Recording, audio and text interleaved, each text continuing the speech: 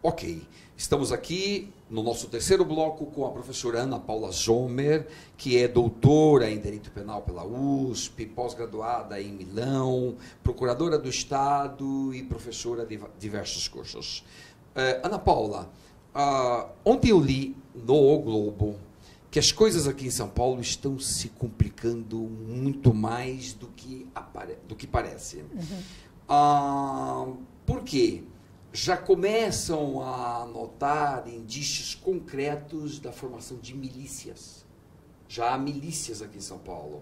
São antigos policiais e policiais aposentados, alguns da ativa também, que vão formando, então, agrupamentos paralelos para poder estar atuando. Muitas das mortes estão sendo atribuídas às milícias que estavam, até pouco tempo, guerreando com o PCC em disputa do tráfico de drogas e das máquinas caça-níqueis. Bom, se isso se comprovar, a situação tende a ficar mais complexa. Com certeza. Bom, pelo que você está me dizendo, nós estamos voltando à era da Ku Klux Klan, é mais ou menos isso. Quase isso. Mas veja, é claro que vai se complicar e a gente necessariamente tem que voltar ao discurso. Vai se complicar porque o que você propõe, o bem-estar, ele é sempre um bem-estar econômico, então o que se busca, não à toa, quando eu trabalhava na antiga PAJ, né, hoje Defensoria Pública, 80% dos crimes que vinham às varas, você foi juiz tantos anos, sabe disso, eram de ordem patrimonial. É claro que o foco continua sendo isso dentro de uma sociedade de consumo. Não dá para imaginar que seja diferente. Sociedade de consumo, qual é o maior bem que você quer? É o que pode ser consumido. O que pode ser consumido é patrimônio, é bem, é matéria. Enfim, então, evidentemente, nós temos que ficar na linha dos bens de consumo. Ora, na medida em que eu tenho um Estado que está fragmentado e permeado por agentes infiltrados do crime organizado ou vice-versa, o quanto isto está permeado e qual é o espaço que outras pessoas têm para disputar esse território, nós não temos condição de avaliar. Isso é quase como uma esponja. Eu absorvo o que está ali em volta. Agora, o que você vai... Talvez a única coisa de positiva nisso, e aqui falando de forma bastante sarcástica, é que um acabe matando o outro. É a única coisa que você pode ver de positivo.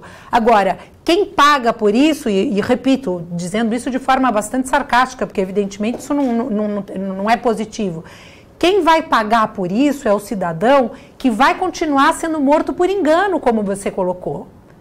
Então, veja, uma milícia aliada ao crime organizado, aliado ao delinquente que não faz parte de um determinado, enfim, nem de um nem do outro.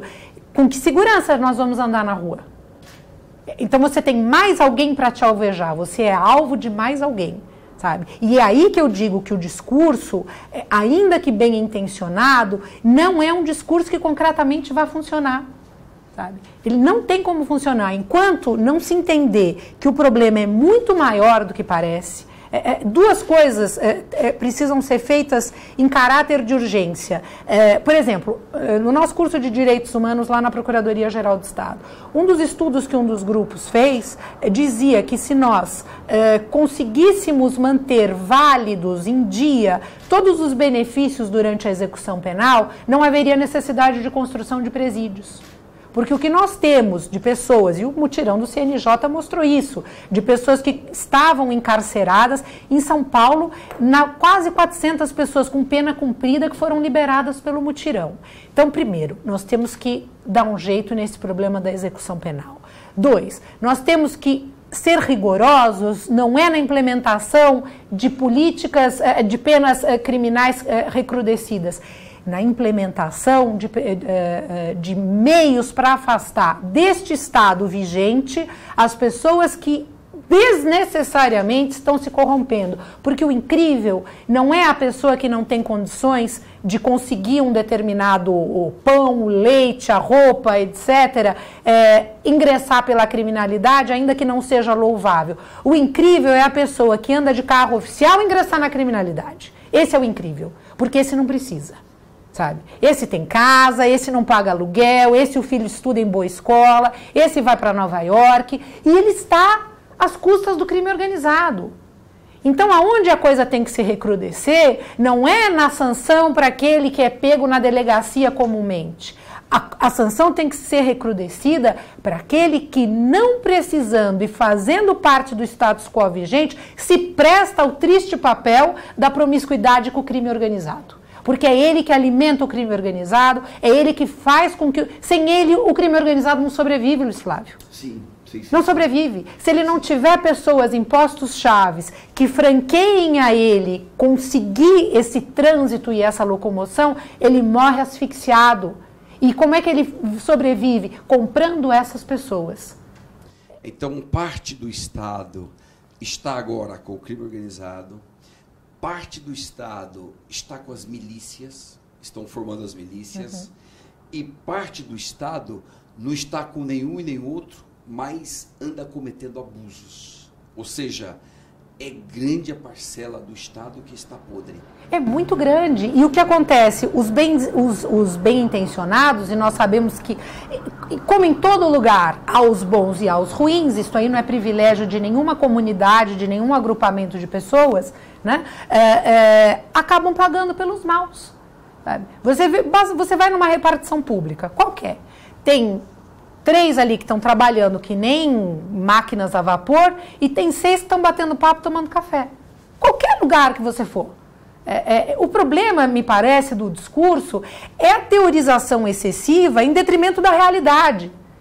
Você tem como teorizar, você tem como trabalhar em cima da realidade. Se você fizer um mapeamento, como nós dissemos no bloco anterior, ou no primeiro, eu não me lembro, mas se você fizer um mapeamento da criminalidade em determinados lugares, como por exemplo, aquelas teorias de Shaw e McKay que falaram das áreas criminais de Chicago, quando houve a imigração dos italianos em Nova York, etc.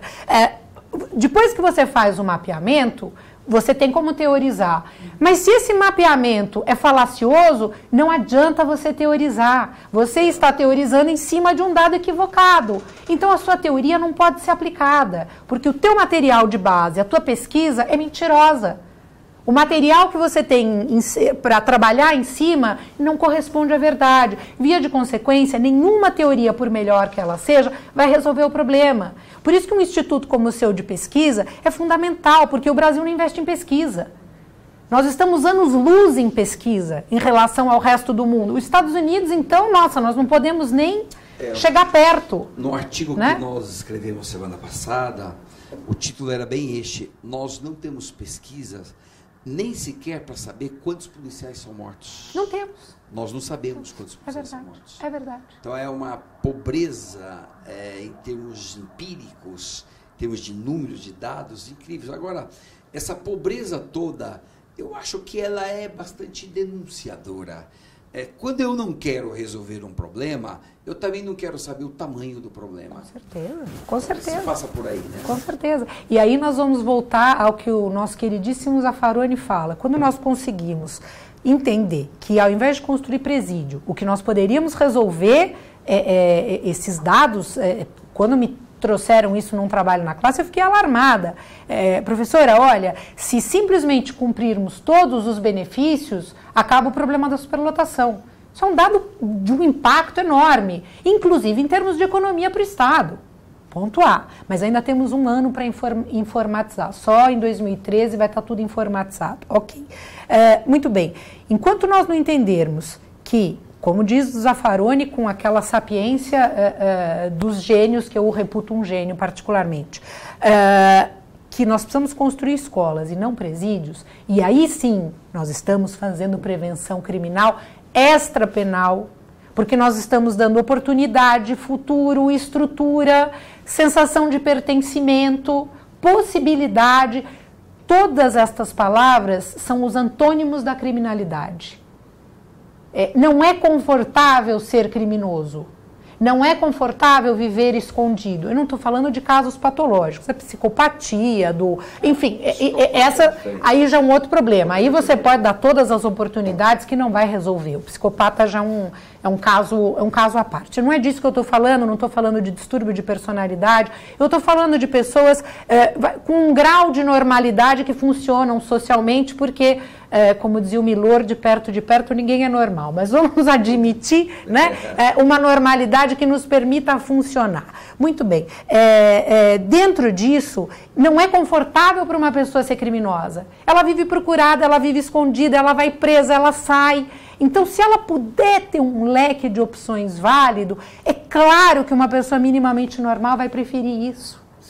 Sabe? Não faz sentido preferir o contrário. Você vai preferir o contrário se aqui você tem todas as portas fechadas. Ou se você tiver algum distúrbio de caráter e personalidade. Ok, eu não estou falando desses dois extremos, eu estou falando da média. E qualquer política pública, ela não pode se basear pelos extremos. Qualquer pessoa que tenha estudado um pouquinho de metodologia, de pesquisa e de gestão, vai saber que a política pública, ela vai no meio. Né? Ela vai por aquilo que é a amostragem da maioria. Eu não posso fazer uma política pública pensando no psicopata. Eu posso até fazer uma política para o psicopata, ok, mas eu não posso basear toda uma política de gestão pública imaginando esses extremos, porque também não vai funcionar. Eu vou atingir uma minoria, eu vou atingir as franjas, as pontas. Dizem que o PCC conseguiu reduzir o número de homicídios aqui em São Paulo por meio dos seus debates. Debates são grupos de gente que debate os assuntos da comunidade e vai resolvendo problemas da comunidade.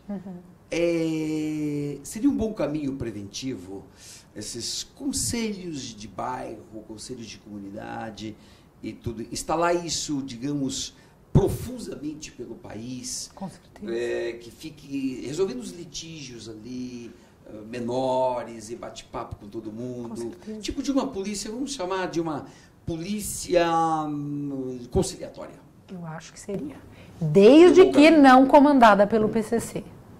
Né? Porque aí teria o debate paralelo, ou seja, o grupo paralelo, e teria o oficial. O oficial vai tentando conciliar problemas e tudo e tal. Aonde o PCC entra? No vácuo do Estado. Se você tem um Estado forte presente, a chance dele entrar é muito menor. Então, quando você não tem Estado, né? Então, quando falam, não, o preso, através da pena, vai ser ressocializado. A primeira pergunta que nós fazemos, quantas vezes nós já conversamos isso, não é? Informalmente. Ressocializado como assim? Se nem socializado ele não foi ainda. De que ressocialização nós estamos falando? O sujeito não tem certidão de nascimento. Você vai falar de ressocialização? Sabe? Então, um Estado forte que tem praça, local público, escola que funciona, centros comunitários, há um controle social informal. São esses espaços públicos que formam o controle social informal. Sabe? Então, esse espaço público, ele vai funcionar de uma maneira muito eficaz. E olha, todas as experiências que nós temos no Canadá e nos Estados Unidos da América do Norte mostram isso. As pesquisas longitudinais que acompanham as pessoas da mais tenra idade, quando se fala em prevenção criminal nesses países, se fala a partir dos 3 anos de idade. É o chamado early prevention. Você fala a partir dos 3 anos de idade. E vão acompanhando essa pessoa ao longo da vida. Pesquisas longitudinais, portanto, sabe? E mostram como estes dados funcionam, sabe? Então, é aí que a gente tem que ir. É nesse ponto que a gente tem que chegar. Todo o resto, por mais bem intencionado que seja, e eu não estou dizendo que não seja, não vai ter resultado. Pode pontualmente ter um resultado, pode episodicamente ter um resultado, mas a duração será pequena, infelizmente, porque se você me dissesse, ok, tudo isso está teoricamente errado, mas está funcionando, você tem um argumento de peso em nível pragmático. Tá? Certo, errado, em nível pragmático, você pode discutir, olha, é uma situação de emergência. Ok. Eu poderia até a gente, né, tentar conversar em cima disso e ver se o custo-benefício justifica determinadas atitudes. Mas não está nem funcionando.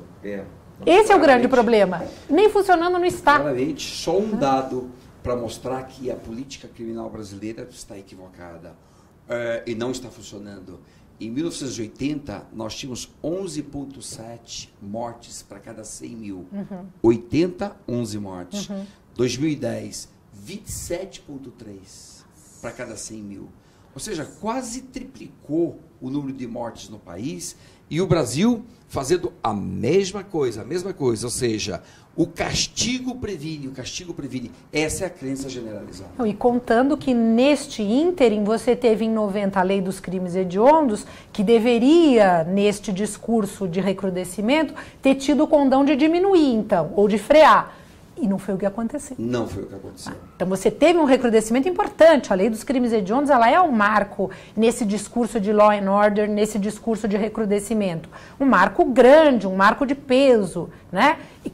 E aonde que foi o recrudescimento, pelo que você está me falando, se triplicou? Triplicou. Pois bem, aqui no nosso Tertúlias, hoje então Ana Paula fazendo essa análise aí, dessa violência terrível que tomou conta da cidade de São Paulo também, né? Também.